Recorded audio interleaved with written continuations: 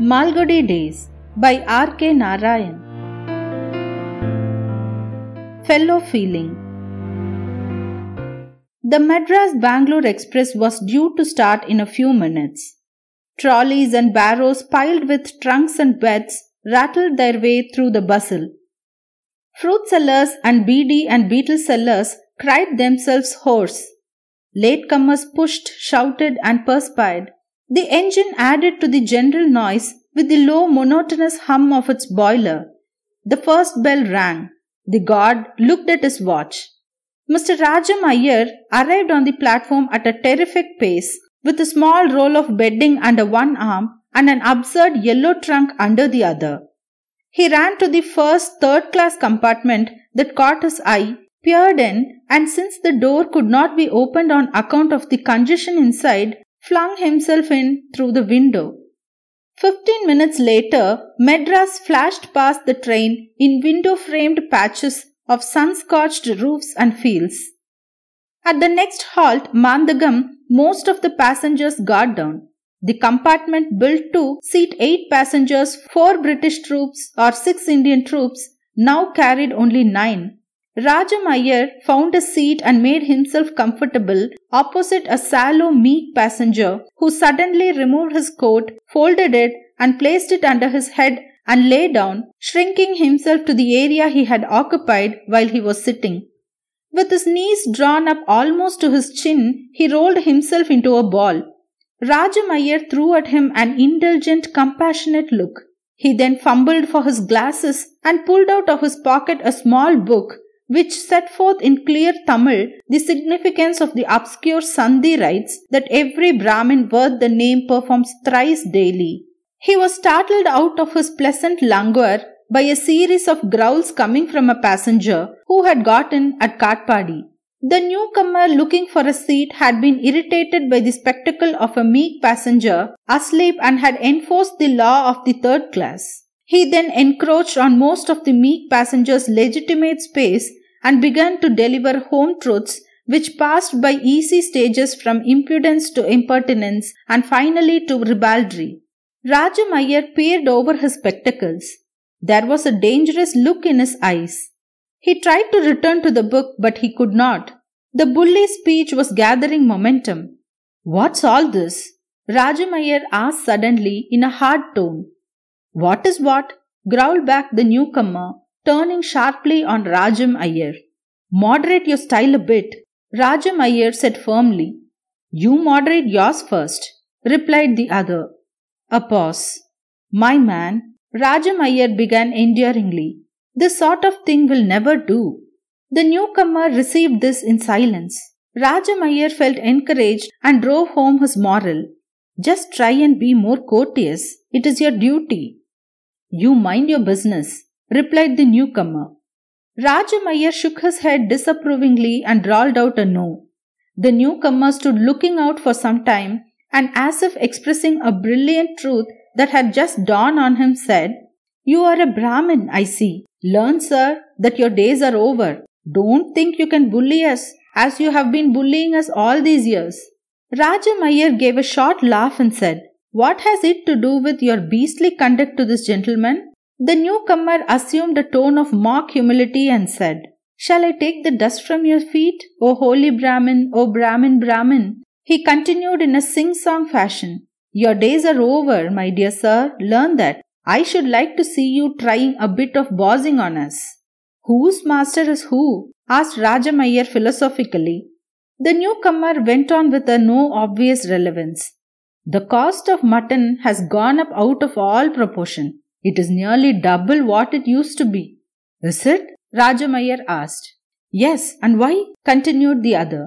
"Because Brahmins have begun to eat meat and they pay high prices to get it secretly." He then turned to the other passengers and added, "And we non-Brahmins have to pay the same price, though we don't care for the secrecy." Rajam Iyer leaned back in his seat, reminding himself of a proverb which said that if you throw a stone into a gutter, it would only spurt filth in your face. "And," said the newcomer, "the price of meat used to be 5 annas per pound. I remember the days quite well. It is nearly 12 annas now. Why, Because the Brahmin is prepared to pay so much if only he can have it in secret. I have with my own eyes seen Brahmins, Pakka Brahmins with sacred threads on their bodies, carrying fish under their arms, of course all wrapped up in a towel. Ask them what it is and they will tell you that it is a plantain. Plantain that has life, I suppose. I once tickled a fellow under the arm and out came the biggest fish in the market. Hey Brahmin, he said, and turning to Rajamayar, what did you have for your meal this morning? Who? I? Asked Rajamayar. Why do you want to know?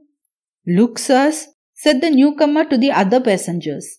Why is he afraid to tell us what he ate this morning? And turning to Rajamayar, mayn't a man ask another what he had for his morning meal?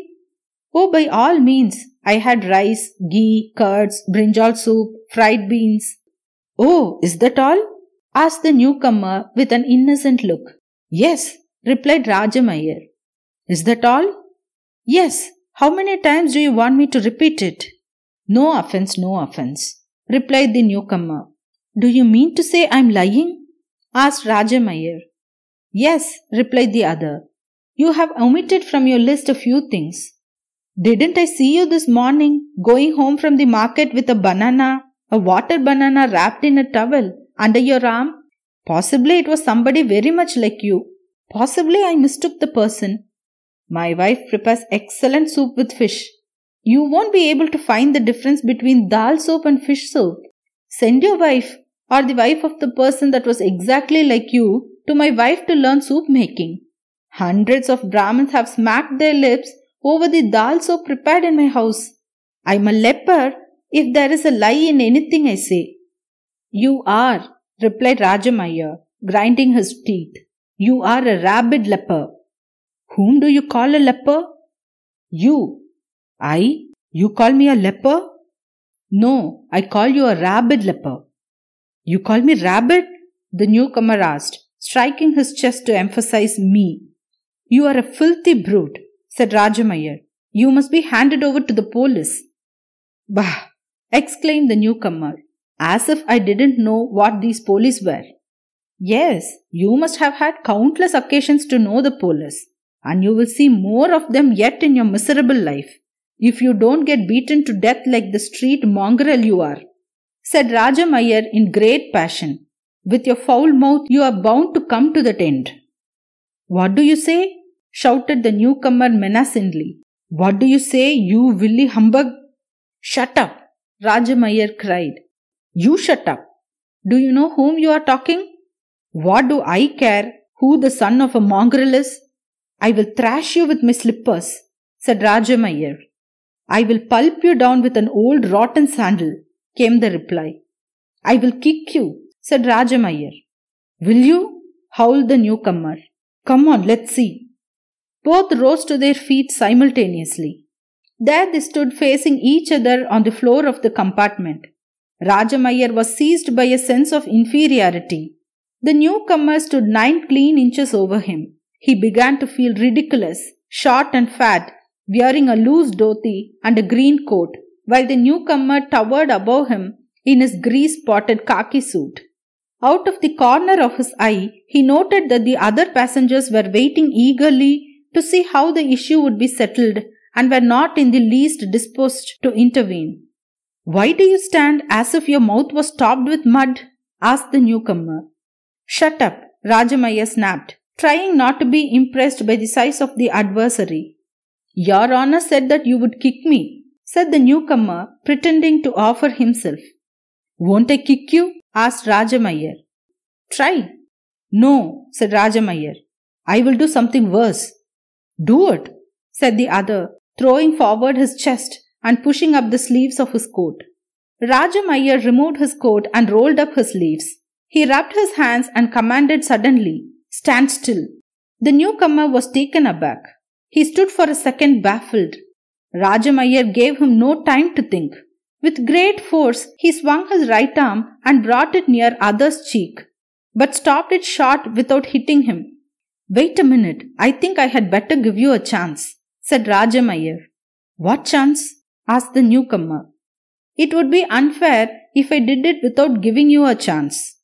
Did what? You stand there and it will be over in a fraction of a second. Fraction of a second? What will you do? Oh, nothing very complicated, replied Rajamayar nonchalantly. Nothing very complicated. I will slap your right cheek and at the same time tug your left ear, and your mouth, which is now under your nose, will suddenly find itself under your left ear. And what is more, stay there. I assure you, you won't feel any pain. What do you say? And it will all be over before you say Sri Rama. I don't believe it, said the newcomer. Well and good, don't believe it, said Rajamayar carelessly. I never do it except under extreme provocation. Do you think I'm an infant? I implore you, my man, not to believe me. Have you heard of anything called Jujitsu? Well, this is a simple trick in Jujitsu, perhaps known to half a dozen persons in the whole of South India. You said you would kick me, said the newcomer. Well, isn't this worse? Asked Rajamayar. He drew a line on the newcomer's face between his left ear and mouth, muttering, I must admit you have a tolerably good face and a round figure. But imagine yourself going about the streets with your mouth under your left ear. He chuckled at the vision. I expect at Jalarpet station there will be a huge crowd outside our compartment to see you. The newcomer stroked his chin thoughtfully. Rajamayar continued, I felt it my duty to explain the whole thing to you beforehand. I am not as hot-headed as you are. I have some consideration for your wife and children. It will take some time for the kids to recognize Papa when he returns home with his mouth under. How many children you have? 4. And then think of it, said Rajamayar. You will have to take your food under your left ear and you will need the assistance of your wife to drink water. She will have to pour it in. I will go to a doctor, said the newcomer. Do go, replied Rajamayar. And I will give you 1,000 rupees if you find a doctor. You may even try European doctors. The newcomer stood ruminating with knitted brow. Now prepare, shouted Rajamayar. One blow on the right cheek. I will jerk your left ear and your mouth. The newcomer suddenly ran to the window and leaned far out of it. Rajam decided to leave the compartment at Jalarpet. But the moment the train stopped at Jalarpet station, the newcomer grabbed his bag and jumped out. He moved away at a furious pace and almost knocked down a coconut seller and a person carrying a tray load of coloured toys. Rajamayar felt it would not be necessary for him to get out now. He leaned through the window and cried, Look here! The newcomer turned. Shall I keep a seat for you? Asked Rajamayar. No, my ticket is for Jalarpet. The newcomer answered and quickened his pace. The train had left Jalarpet at least a mile behind. The meek passenger still sat shrunk in a corner of the seat. Rajamayar looked over his spectacles and said, Lie down if you like. The meek passenger proceeded to roll himself into a ball. Rajamayar added, Did you hear that the bully says that his ticket was for Jalarpet? Yes. Well, he lied. He is in the 4th compartment from here. I saw him get into it just as the train started. Though the meek passenger was too grateful to doubt his statement, 1 or 2 other passengers looked at Rajamayar skeptically.